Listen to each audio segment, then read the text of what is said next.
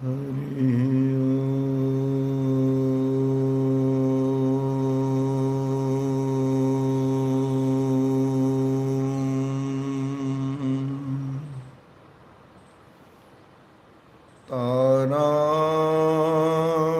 तारानायक शेखराय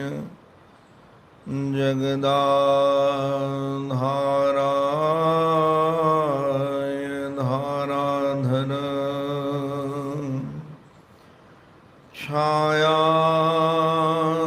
छायाधारक कंधराय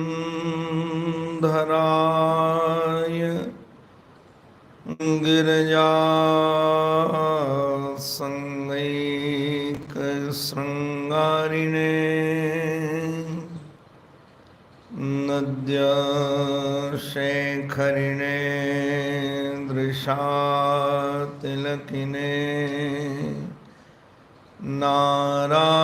नारायणे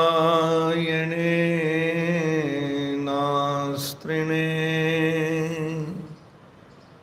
नागैः कंकणिने again गृहिणे नाथाय सेयन्नतिः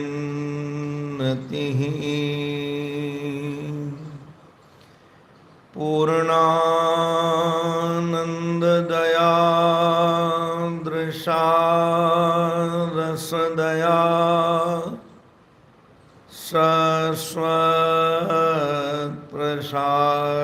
शाश्वतप्रसादोदया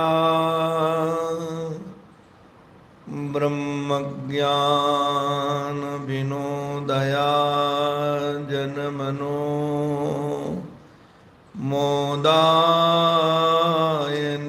मोदायनियखेदया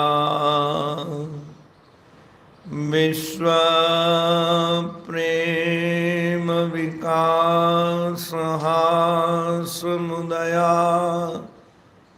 त्रैलोक्य संपदया पूर्णानंददया मदीय मनसे कांचे कणां यच्छतु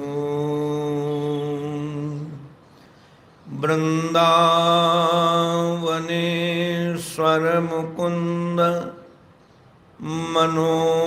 मनोज्ञवेश बंसी विभूषित कराम्बुज पद्मनेत्र विश्वेश केशव ब्रजोत्सव भक्तिवश्य देवेश पाण्डवपते मम देहि दास्यम् यः स्वानुभावमखिल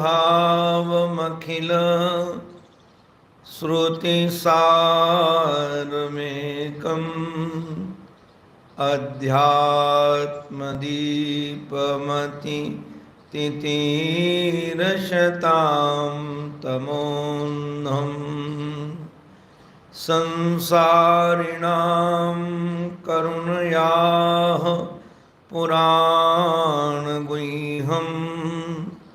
तं व्याससूनुमुपयामि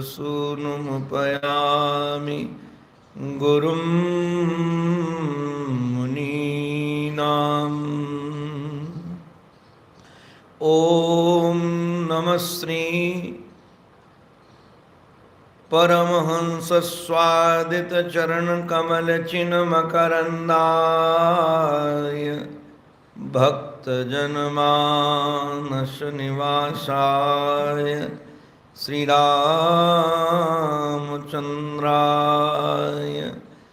वागीशायस्य वदने लक्ष्मीर्यस्य च वक्षसि यस्यास्ते हृदये संवेद तं नृसिंहमहं भजे अखंडानंदबोधाय शिष्य संतापहारिणे सच्चिदानंदरूपाय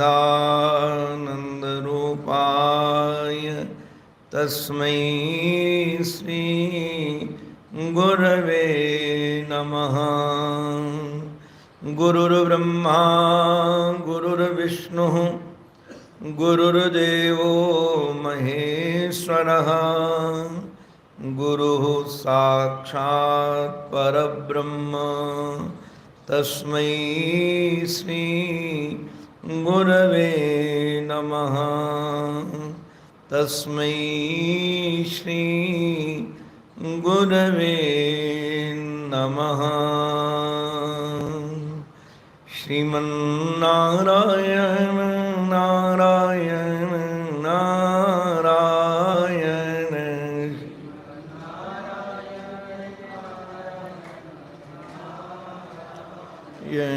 श्रीमन्नारायण नारायण नारायण श्रीमन्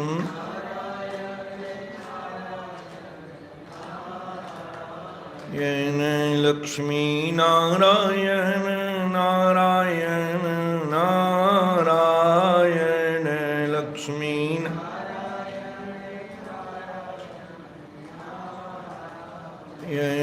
लक्ष्मी नारायण नारायण नारायण लक्ष्मी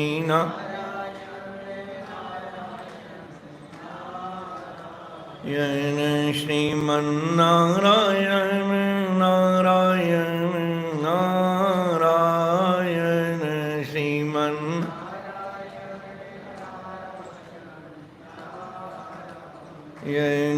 सद्गुरु नारायण नारायण नारायण सद्गुरु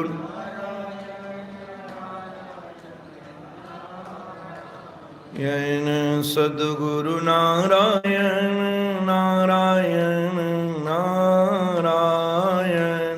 सद्गुरु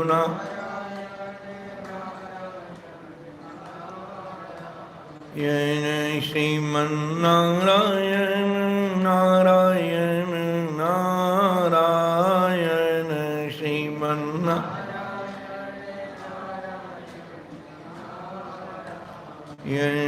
श्रीमन्नारायण नारायण नारायण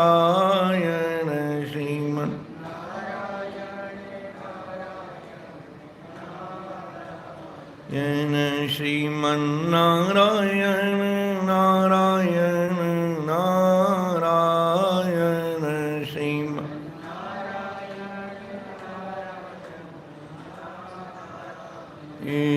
बोलो भक्तवत्सल भगवान की सद्गुरुदेव भगवान की श्री भाव भावेश्वर भगवान की नमः पार्वती पदये हर हर महादेव हर हर महादेव हर हर महादेव। जीवन सर्वस्व परमाराध्य श्री महाराज श्री के युगल पावन पवित्र चरणारविंदों में साष्टांग वंदन।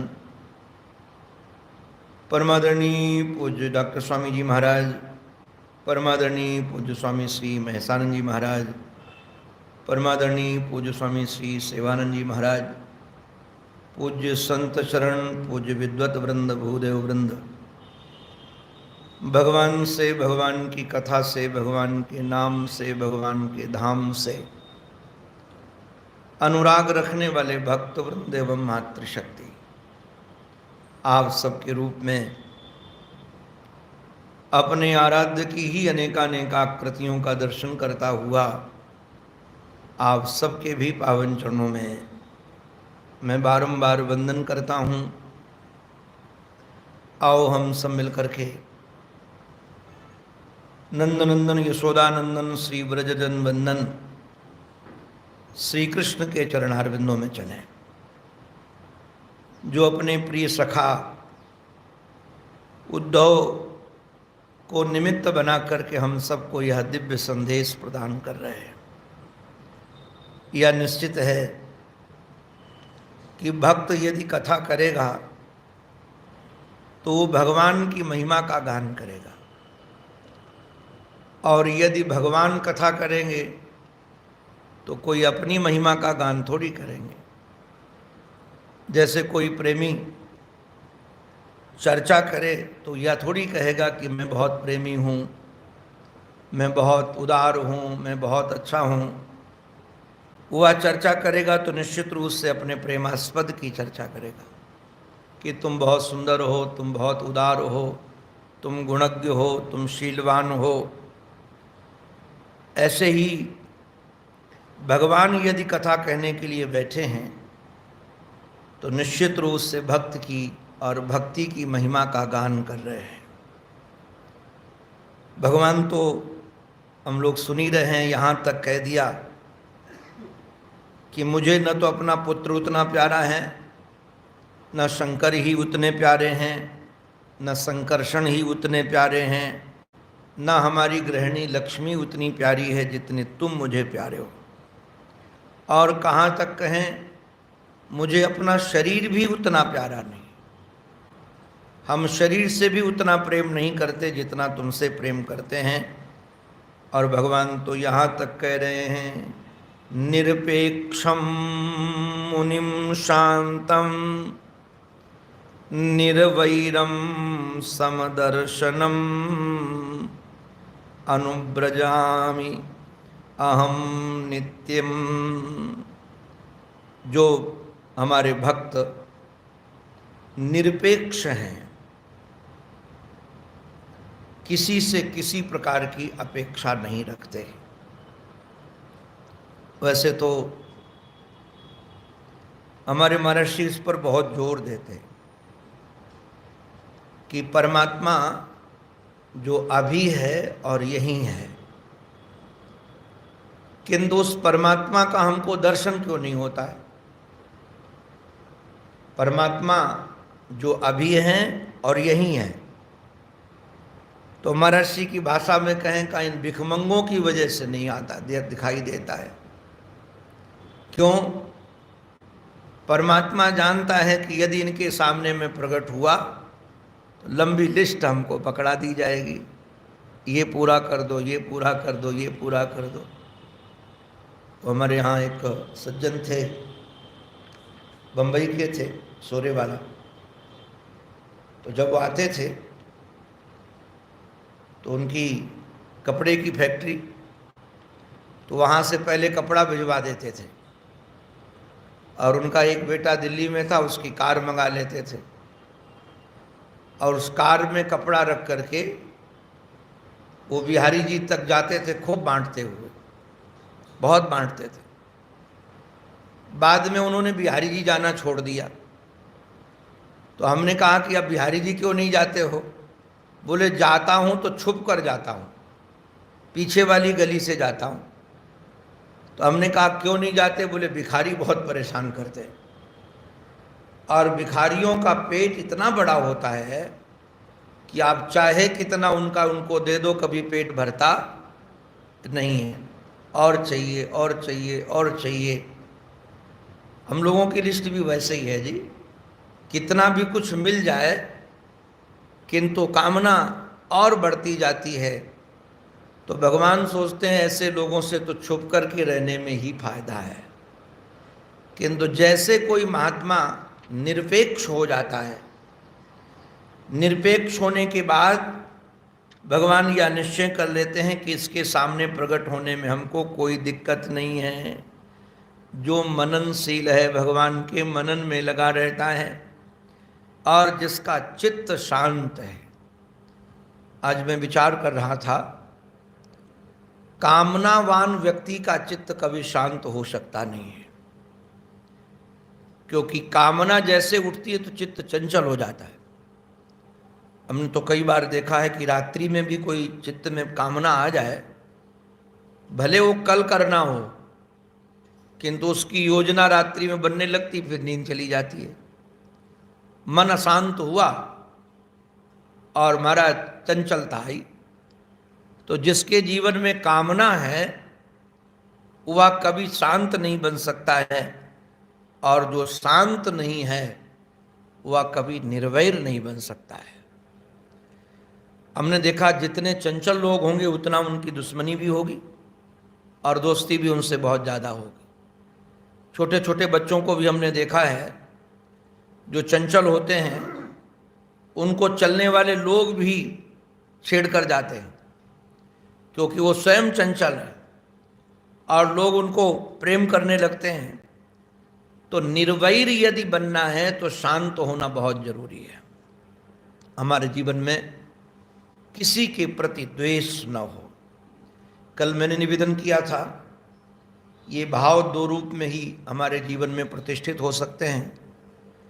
एक तो सुख दुख देने वाले के रूप में व्यक्ति को न देखना, भगवान का ही अनुभव करना, और दूसरे जगत में सुख दुख को नश्वर समझना, झूठे समझना, स्वप्नवश समझना। यदि इनमें सत्यत्व बुद्धि होगी तो राग द्वेष से हम बच नहीं पाएंगे। और यदि सुख दुख देने वाले के रूप में कोई दूसरा दिखेगा तब भी हम निर्वैर तो नहीं हो पाएंगे।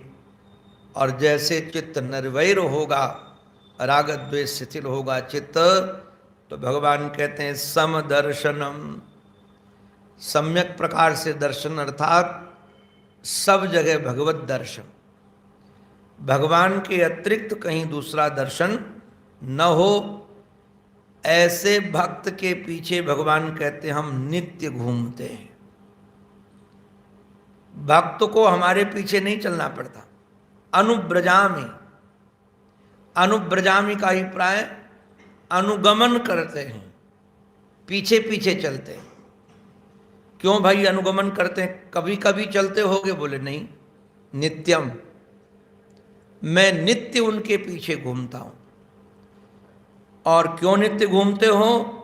उद्देश्य क्या है घूमने का? क्योंकि क्रिया सोद्देश्य होती है, बिना उद्देश्य की कोई क्रिया होती नहीं है।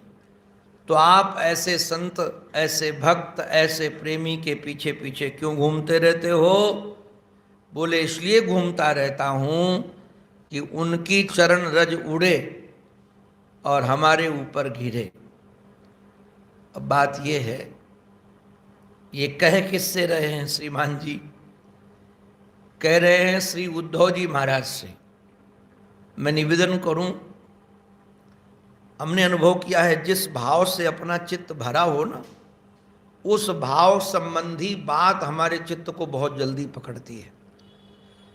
हमने देखा कि जिन महापुरुषों के जीवन में वैराग्य का प्राधान्य होता है, एक महापुरुष हैं भिक्षा मांगकर खाते, अभी शायद वो हैं नहीं, चौकी कुई में पंजाब के हैं। तो बोले कि आपकी कथा सुनने आता हूँ। क्यों? बोले मैं किसी की कथा सुनने नहीं जाता। एक दिन मैंने कहा क्यों सुनने आते हो?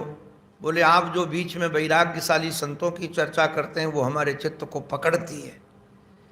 तो जिसका जहाँ स्वभाव होता है, जैसे जो ज्ञान प्रधान व्यक्ति होते हैं उनको ज्ञान की चर्चा पकड़ लेती है और तुरंत चित्त से समर्थन होता है, ये बात बिल्कुल सही है, और वह हमारे चित्त को प्रभाव डालती है।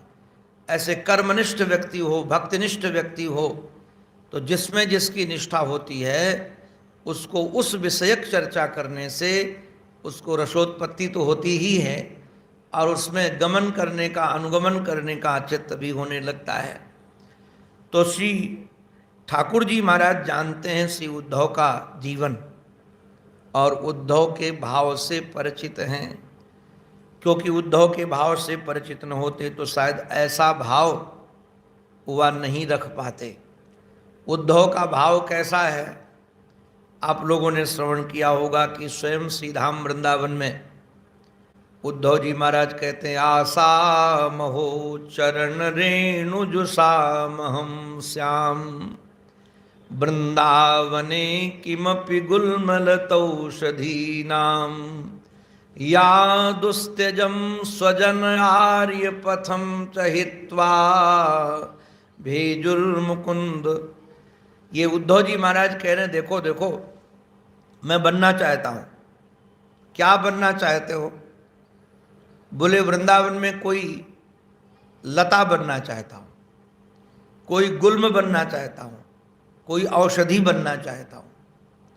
आप जरा विचार करना, ये तीनों के तीनों, लता भी दूसरे की आश्रित है, गुल्म माने झाड़ी, ये झाड़ी भी किसी काम की नहीं होती। ध्यान रखना, अगर काम के बनोगे तो कोई छोड़ेगा नहीं। और जो औषधि जौ आदि के वृक्ष हैं वो भी महाराज बहुत दीर्घ काल तक नहीं रहते, उठे कुछ काल तक रहे फिर नष्ट हो जाते। तो हमको लता बना दो, गुल्म बना दो, औषधि बना दो। अरे तुम भगवान के प्रिय सखा होकर, ज्ञानी होकर, विद्वान होकर, मंत्री होकर लता गुल्म औषधि क्यों बनना चाहते हो? बोले इसलिए बनना चाहता हूं कि इन गोपियों की चरण रज हमारे ऊपर आए, हमारे मस्तिष्क में चरण रज मिले। क्यों भाई चरण रज क्यों चाहते हो? इस चरण रज में और गोपियों में ऐसी विशेषता क्या है जो बृहस्पति का शिष्य, श्री कृष्ण का सखा, बुद्धिमानों में श्रेष्ठ और मंत्रियों में श्रेष्ठ, अपने वंश में सम्मानित व्यक्ति इन गंवार गोपियों की धूल क्यों चाह रहा है? ब्रज रज क्यों चाह रहा है? इनकी रज क्यों चाह रहा है? बोले इन्होंने सब कुछ छोड़कर भगवान को पकड़ लिया है। ध्यान रखने लायक बात यह है, ऐसा मत समझिएगा कि गोपांगनाओं के जीवन में आर्य पथ त्यागना सरल था। आर्य पथ त्यागना उन्हीं के लिए सरल कठिन होता है जो पथ पर चले हों, अभ्यस्त हों। अब जिन्होंने कभी चोटी रखी नहीं है, जिन्होंने कभी जनेऊ पहना नहीं है, और न चोटी के प्रति महत्व है न जनेऊ के प्रति महत्व है, तो उनसे कहो भाई सन्यास ले लो, तो उनको लगता है केवल कपड़े ही बदलना तो हुआ है, चोटी तो हमारे पहले से थी नहीं, और यज्ञोपवीत हम पहनते हैं नहीं, और कोई कर्म संध्या वंदन करते हैं नहीं, कोई धर्म निष्ठा हमारे चित्त में है नहीं, तो उसको त्यागने में कोई उनको कठिनाई नहीं है। किंतु जो इस पथ पर चल रहा हो, आपको बताएं, उसको त्यागने में बड़ी कठिनाई होती है। जिसके जीवन में अभ्यास हो, तो गोपांगनाएं आर्य पथ की पथिक थी, इन्होंने महाराज ये छोड़ करके और भगवान श्री कृष्ण की शरण ग्रहण की है। तो जो प्रेमियों की चरण रज को पाने के लिए लता गुल्म औषधि बनना चाहता है, तो निश्चित रूप से उनके अंतःकरण को श्री कृष्ण पहचानते हैं। तो श्री कृष्ण भी कह रहे हैं कि अगर आप प्रेमियों की चरण रज पाने के लिए लता गुल्म बनना चाहते हो, औषधि बनना चाहते हो, तो हम भी ऐसे संत, ऐसे प्रेमी, ऐसे भक्त जो निरपेक्ष हैं, मुनि हैं, शांत हैं, निर्वैर हैं, समदर्शन वाले हैं, ऐसे महापुरुषों के पीछे पीछे अनुब्रजामी, मैं पीछे पीछे चलता हूँ, उनका अनुगमन करता हूँ। तो कभी कभी चल लेते हो, जैसे कई लोग कभी कभी, हमारे एक महात्मा कहते थे, कोई मौजी भक्त होता है, कोई फौजी भक्त होता है, और कोई मौसमी भक्त होता है। कोई मौजी भक्त, कोई फौजी भक्त, और कोई मौसमी भक्त। तो हमने कहा महाराज ये कैसे, मौसमी भक्त कौन है? तो कहते थे ये जो भगत लोग दिन भर विषय में रमण करते रहते हैं, जब इनकी मौज आई तो कहा चलो हम भी भगत बन जाते हैं। और कई बार इनकी कहीं ड्यूटी लगा दी गई। अब मानो कहीं ड्यूटी लग गई है, भक्त वक्त है नहीं, अब ड्यूटी लग गई वृंदावन में, अब वहाँ है तो सोचे भाई यहाँ चलो तिलक लगा लेते हैं, यहाँ कंठी धारण कर लेते हैं। हमने देखा महाराज यहाँ कई बार लोग आते हैं तो पूरे कपोल में भी, नासिका में भी, मस्तिष्क में भी, सब जगह राधे राधे लिखा हुआ है, राधे राधे। तो हम पूछते हैं ये राधे राधे तुम्हारा घर में भी चलता है क्या? अरे बोले उस सभा में कैसे लगा सकते, वहाँ तो तिलक लगाने में भी शर्म आती है जी।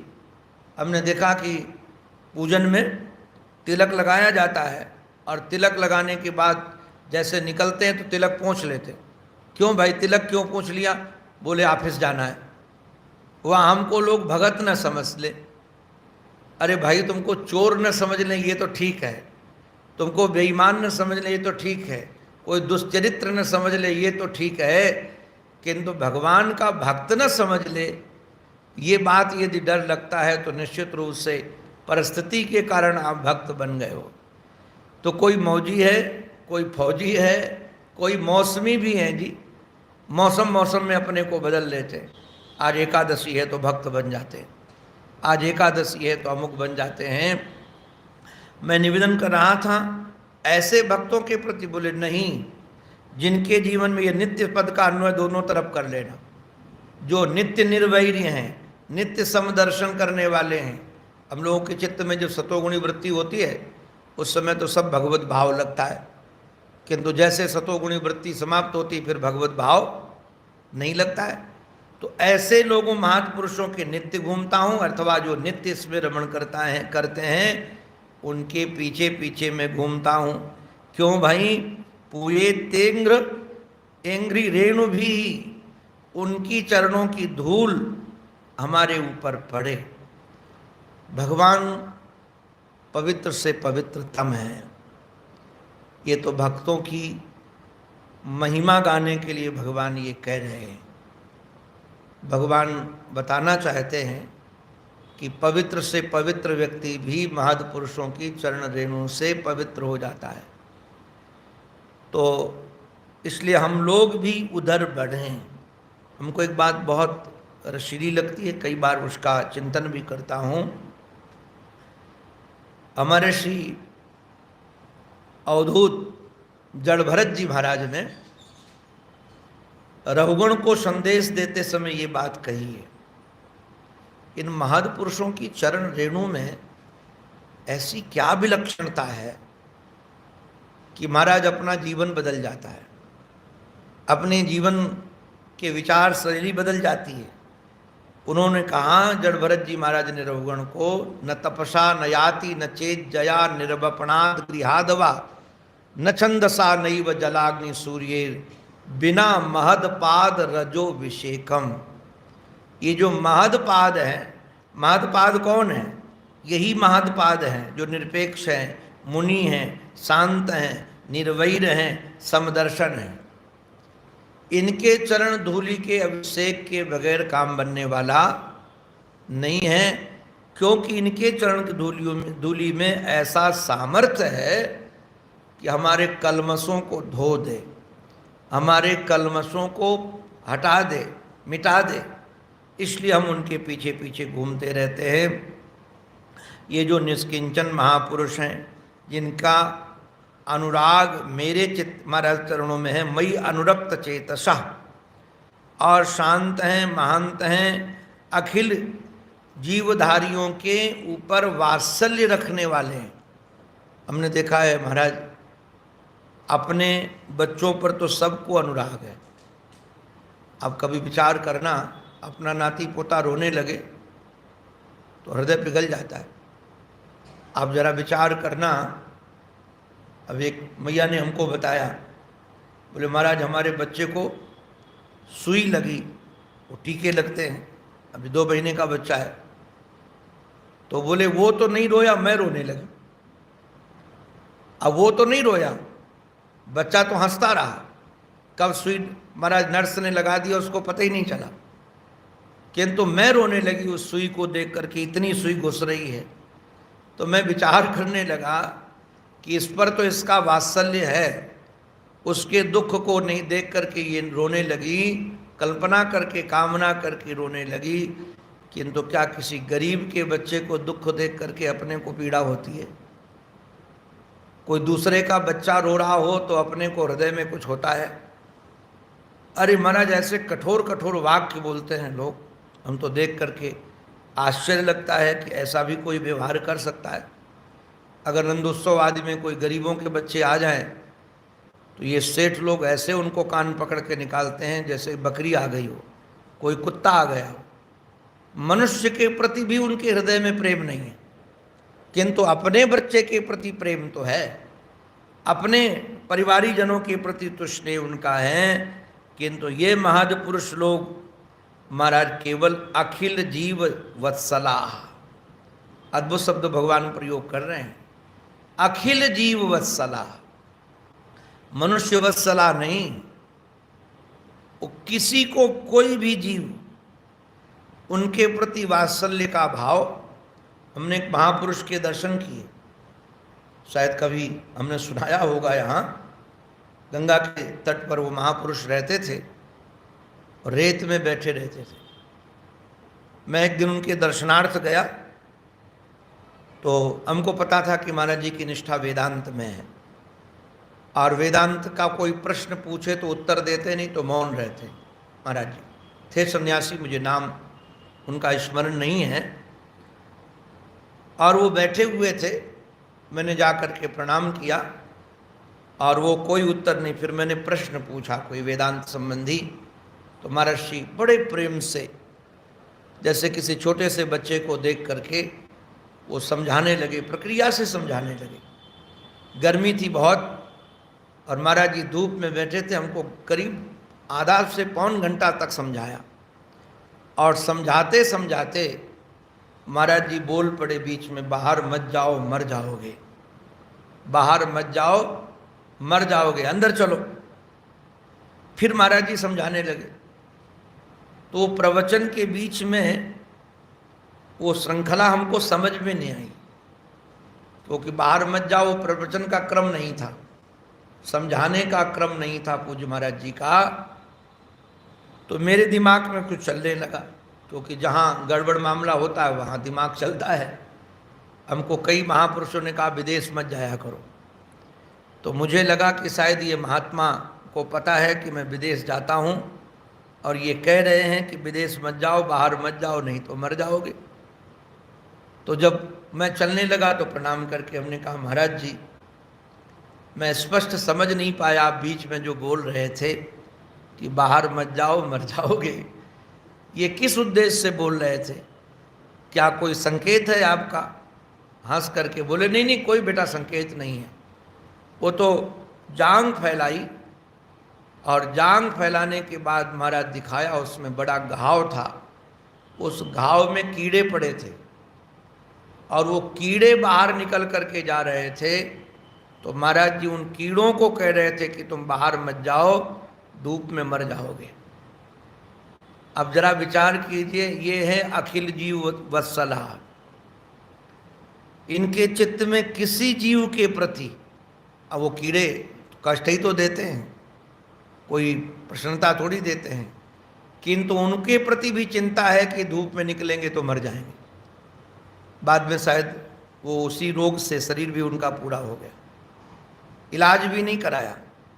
तो मैं निवेदन कर रहा था, ऐसे जो महाराज महापुरुष लोग हैं, ऐसे महापुरुष लोगों के महाराज, और वहाँ आलब्ध धिया, जिनकी बुद्धि की हत्या नहीं हुई है, आलुदमन जिनकी बुद्धि की हत्या नहीं हुई है, ऐसे जो महाराज निरपेक्ष महापुरुष लोग हैं, जिस सुख का आनंद लेते हैं, जिस आनंद में वह रमण करते हैं, उस सुख की चर्चा कौन कर सकता है।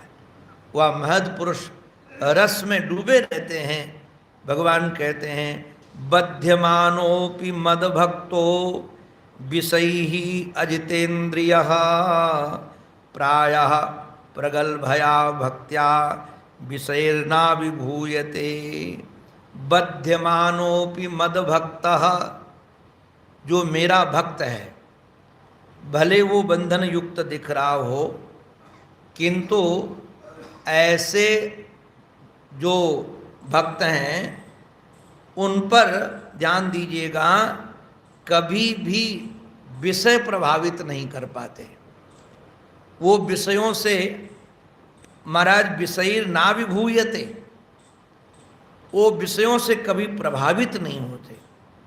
अर्थात शब्द ने बहुत आकर्षित किया कि आओ आओ हम तुम्हें सुखी बना देंगे, स्पर्श ने कहा कि हमको छुओ तुम सुखी बन जाओगे, गंध ने कहा कि ये सुगंध लो और निश्चित रूप से आपका जीवन रस से भर जाएगा। किंतु न तो सुगंध के पीछे भी दौड़े, न वह स्वाद के पीछे दौड़े, न रूप के पीछे दौड़े, वो कभी नहीं महाराज पराभूत होते हैं। उन्हें विषय कभी अपना किंकर नहीं बना सकता है। ऐसे महापुरुष लोग काम किंकर नहीं बनते, लोभ किंकर नहीं बनते, अर्थ किंकर नहीं बनते। बोले क्यों नहीं बनते, कारण क्या है? भगवान कह रहे प्रायः प्रगल्भया भक्त्या, प्रायः उनके हृदय में ये प्रगल्भा भक्ति रहती है। प्रगल्भा भक्ति का अभिप्राय तेजस्वी भक्ति, प्रगल्भ, और इसके सामने दूसरा कोई सुख का आकर्षण टिक नहीं पाता। कोई भी सुख का प्रलोभन, देखो भाई, जिनके जीवन में सामान्य भक्ति हो ना तो वो विषयी बन सकता है, किंतु ये प्रगल्भा भक्ति हो तो फिर वह विषयी नहीं बन पाएगा, वह काम किंकर नहीं बन पाएगा। सामान्य भक्त तो हो सकता है कि विषयों की ओर खिंच जाए, सम्मान की ओर खिंच जाए, सुविधा की ओर खिंच जाए, प्रशंसा की ओर खिंच जाए, किंतु जिसके जीवन में ये प्रगल्भा भक्ति है महाराज, उसको कोई अपना किंकर नहीं बना सकता है। वह कहीं आविर्भूत नहीं होता है, वह कहीं फंसता नहीं है। किंतु जो अजितेंद्रिय हैं, जिन्होंने इंद्रियों पर विजय प्राप्त नहीं की और जिनके जीवन में अभी विषय किंकरता है, वह तो थोड़े थोड़े महाराज सम्मान सुविधा में फंस जाते हैं। बाद में भगवान ने बड़ा दिव्य उदाहरण दिया है, यथाग्नि सुसमृद्धार्चि करोत्यधांसी भस्मसात। यथा अग्नि, जैसे अग्नि जल रही हो और सुसमृद्धार्चि, उसमें चाहे कितनी लकड़ियाँ डाल दो, बड़ी बड़ी लकड़ियाँ भी अग्नि जला करके राख कर देती है। चाहे जैसे महाराज बड़े बड़े वृक्ष जी सब जलकर राख हो जाते हैं, क्योंकि करोत्य धांसी भस्मसात, अग्नि सबको भस्म कर देती है। अग्नि किसी को छोड़ती नहीं। अग्नि के सामने चाहे कितना बड़ा वृक्ष आ जाए, चाहे कितनी बड़ी हमारा समिधा आ जाए, सबको जला करके राख कर देती है। बोले तथा मद विषया भक्ति ही, तथा मद विषया भक्ति ही। मद विषया भक्ति माने भगवत विषयक प्रेम। जब भगवत विषयक प्रेम आ जाता है तो जैसे अग्नि बड़ी बड़ी लकड़ियों को जलाकर राख कर दे, वैसे भगवत विषयक प्रेम बड़े बड़े महाराज प्रलोभन को जलाकर राख कर दे। आप जरा विचार करिएगा, गोपांगनाओं के जीवन में क्या प्रलोभन नहीं था? क्या उनके पति नहीं थे? कि घर में संपत्ति नहीं थी? पति थे, संपत्ति थी, परिवार था, बच्चे थे, धन था, और सब बसी बसाई बस्ती थी। बसी बसाई बस्ती, महर्षि ने यही शब्द का प्रयोग किया। उनकी बसी बसाई बस्ती थी, किंतु जैसे भगवान से प्रेम हुआ तो सब बस्ती को छोड़कर आ गई, किसी की परवाह नहीं की। आप जरा विचार करो, मीरा के पास क्या कमी थी? घर में खाने को नहीं था, कि कपड़े नहीं थे, महारानी थी, कि सम्मान नहीं था, कि सुविधाएं नहीं थी, कि उनकी इज्जत नहीं थी, सब कुछ था। किंतु जैसे भगवत विषयक प्रेम जगा तो संसार का कोई भी प्रलोभन उनको बांध नहीं पाया, कोई भी विषय उनको बांध नहीं पाया। सबको जलाती हुई, सबको त्यागती हुई वह भगवान की ओर बढ़ गई। तथा यथाग्नि, सब यथा अग्नि वैसे ही तथा मद विषय भक्ति ही, जो मद विषयक भक्ति है, भगवान के विषयक प्रेम, भगवत प्रेम में एक विलक्षणता तो है ही। भगवान का प्रेम यदि आपके हृदय में आ जाएगा तो फिर संसार का प्रेम ठहर नहीं पाएगा। जो महिला राम लागते नीके, जो मोहि राम लागते नीके, नौरस सडरस अनरस सब है जाते फीके। ये सब भगवत प्रेम के सामने फीका हो जाता है मामला। भगवत प्रेम के सामने टिक नहीं पाता है कुछ, इसलिए और कोई बांध नहीं पाता है। जैसे अग्नि को कोई कहाँ महाराज रोक पाता है, जंगल में कितने बड़े बड़े जंगलों को जलाकर राख कर देते। वैसे भगवत विषय के जो प्रेम है, तथा मद विषया भक्ति ही, निश्चित रूप से वनांसी कृष्ण सह। अब भगवान भक्ति की और महिमा गा रहे हैं। भक्ति की महिमा भगवान गाते हुए कह रहे हैं। ये श्लोक कई बड़े भावपूर्ण भी हैं और विचारने योग्य भी हैं। इसमें जिस शैली का भगवान ने प्रतिपादन करने में प्रयोग किया है, वह शैली बड़ी अद्भुत शैली है। न साधयति माम योगो, न सांख्यम धर्म उद्धव, न स्वाध्याय तपस्यो यथा भक्ति ममोर्जिता, न साधयति माम योगो। माम योगो न साधयति, मुझे योग से प्राप्त नहीं किया जा सकता है। कोई यम नियम आसन प्राणायाम प्रत्याहार धारणा ध्यान और समाधि तक अपने को ले जाए, ये सब अंतःकरण के पवित्रता के तो साधन बन जाएंगे। मन को शांत करने का तो साधन बन जाएंगे, किंतु यदि प्रेम न हो तो ये सब साधन सूखे सूखे ही रह जाएंगे। ऐसे ही ये न सांख्यम, सांख्य में ये प्रकृति पुरुष का विवेक, विवेक माने विक पृथक भावे, या संख्या या इदम सांख्यम, जिसमें संख्या का वर्णन है। आप देखेंगे सांख्य शास्त्र में संख्या का वर्णन, तो इनके विवेक से भी भगवान नहीं प्राप्त होते हैं उस प्रकार से जिस प्रकार भगवत प्रेम से प्राप्त होते हैं। बाद में भगवान कहते, देखो उद्धव, न धर्म उद्धव। प्रथम स्कंद में तो श्री ठाकुर जी ने एक बड़ी रसीली बात कही, जिस धर्म से भगवत रति उत्पन्न न हो, नोत्पाद्यते रति। हमारे सूत जी महाराज कहते हैं, जिस धर्म से भगवत प्रेम उत्पन्न न हो वह धर्म धर्म नहीं श्रम है, श्रम एव ही केवलम।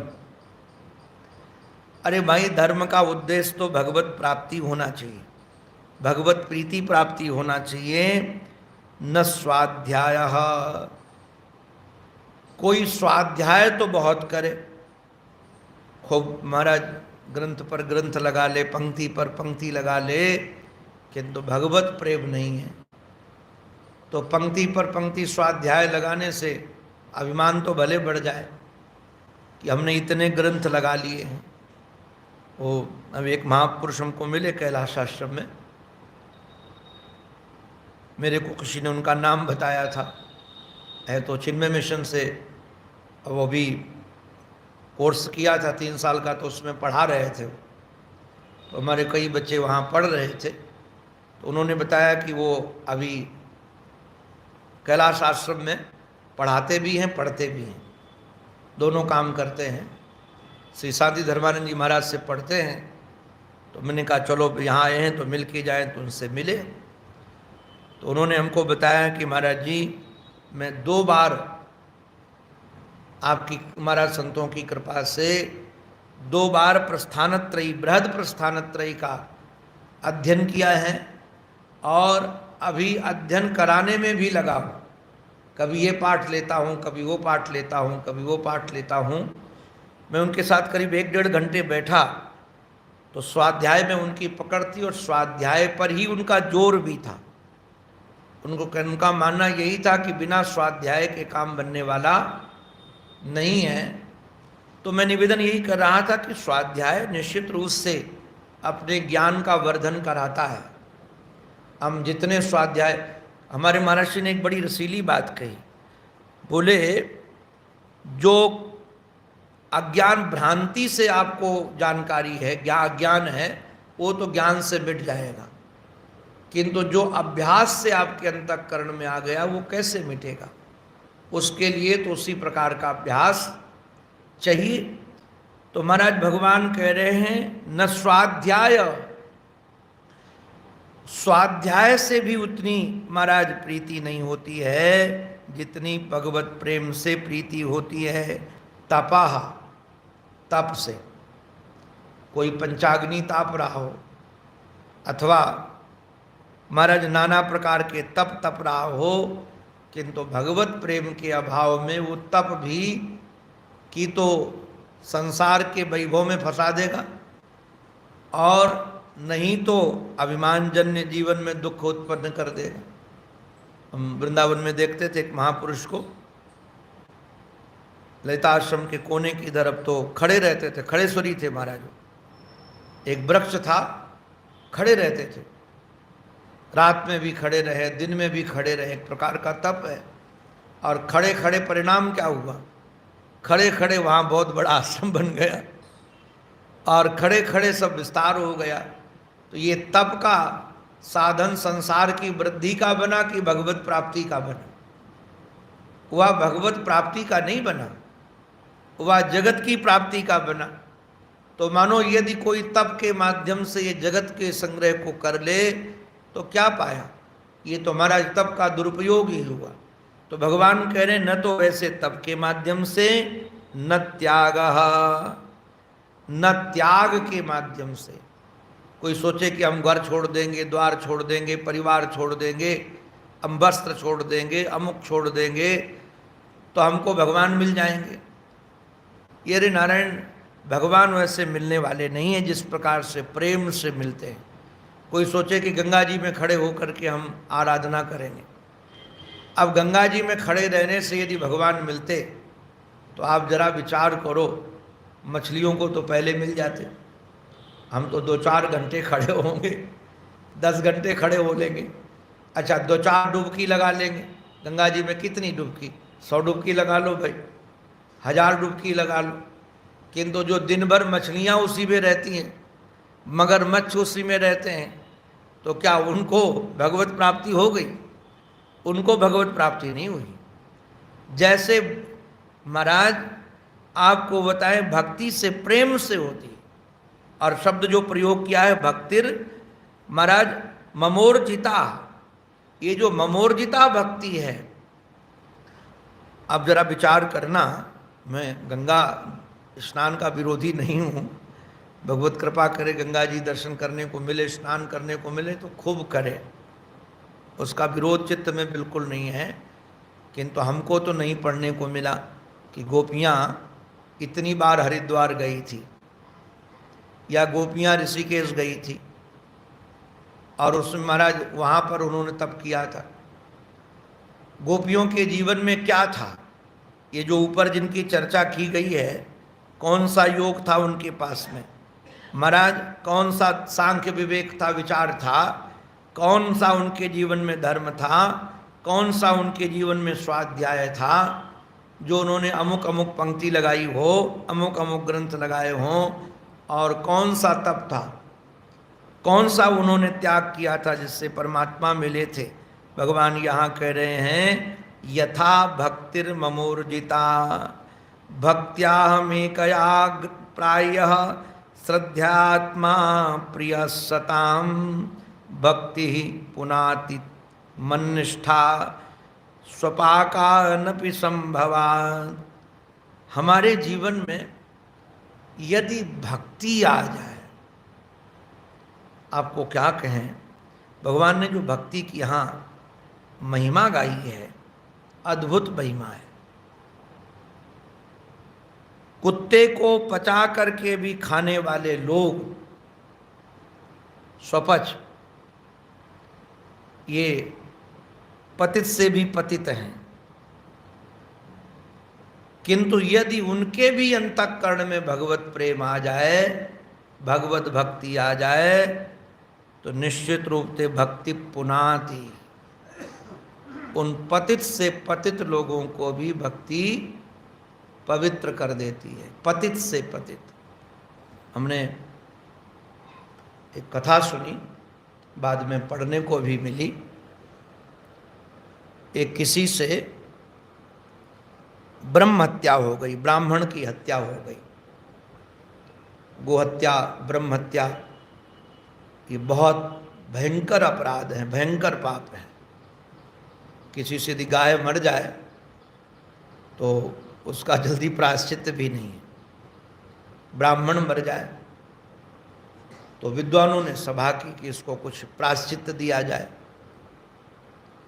तो उसको प्रायश्चित निर्धारित हुआ कि तुम परिव्राजक बनो और घूमो, भिक्षा मांगकर खाओ, और जहाँ भिक्षा लेने के लिए जाओ वहाँ कहो कि राम राम, मैं ब्रह्म हत्यारा हूँ।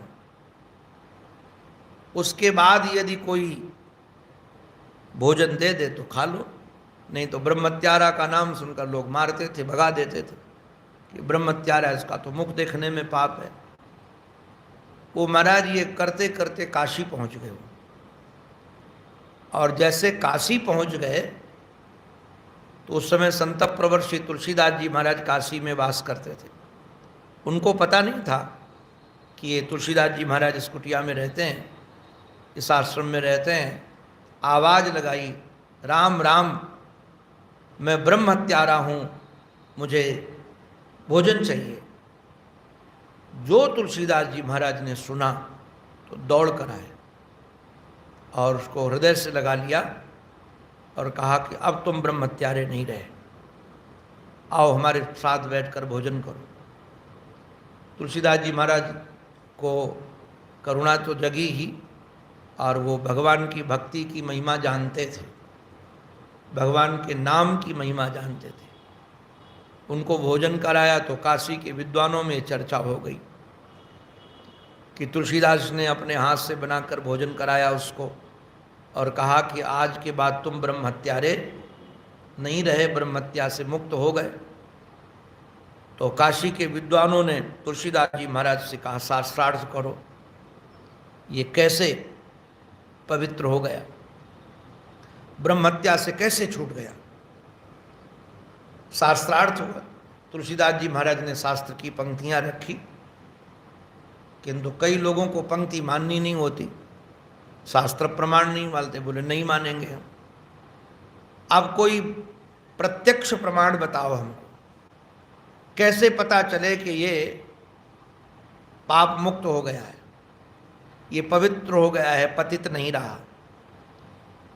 तुलसीदास जी महाराज ने कहा, आप लोग क्या चाहते हो? तो काशी विश्वनाथ मंदिर के सामने जो नंदीश्वर विराजमान, तो उन विद्वानों ने कहा कि इस पापी के हाथ से यदि नंदीश्वर भोजन कर ले, और पाषाण खंड के नंदीश्वर, तो क्योंकि धर्म के विषय में नंदीश्वर से ज़्यादा कौन जान सकता है, यदि ये नंदीश्वर भोजन कर ले तो निश्चित रूप से हम पाप मुक्त मान लेंगे। तुलसीदास जी महाराज ने कहा जरूर करेंगे, और उसी के हाथ से उस दिन प्रसाद बनवाया उन्होंने, और ले जाकर के विश्वनाथ भगवान के सामने गए। सारे काशी के विद्वान इकट्ठे हुए। तुलसीदास जी महाराज ने कान में नंदीश्वर के कहा कि आपसे ज़्यादा धर्म अधर्म को कौन जानता है, और आपसे ज़्यादा भगवत भक्ति की महिमा कौन जानता है। एक बार किसी के मुख से राम नाम निकल जाता है तो पवित्र हो जाता है। ये तो कितने दिन से राम राम में पापी हूँ, मैं राम राम में पापी हूँ, मैं ब्रह्म हत्यारा हूँ, तो क्या भगवान नाम ने इसको पवित्र नहीं कर किया अभी तक? और यदि पवित्र कर लिया है तो आप इनके हाथ से प्रसाद पाइए। हमने जिन महापुरुष से सुना, बाद में पढ़ने को भी मिला, उन्होंने बताया कि महाराज जोश ने ग्रास दिया तो पाषाण खंत के नंदीश्वर ने मुख खोला और एक ग्रास नहीं, पूरा का पूरा भोजन प्राप्त कर लिया, पा लिया। सबको पता चल गया कि निश्चित रूप से ये अब पतित नहीं रहा।